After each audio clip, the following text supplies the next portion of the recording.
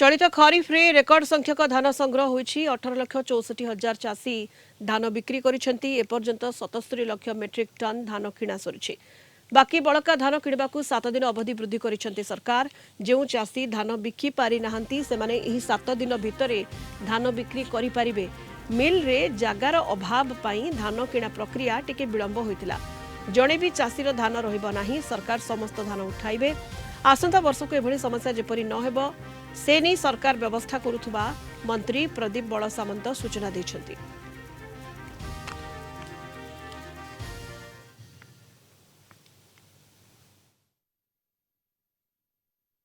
अल्प बाकी अच्छे कौटी 500 क्विंटाल कौटी 800 क्विंटाल कौटी 300 क्विंटाल ये क्विंटाल आउ टन ना ये जो 8 दिन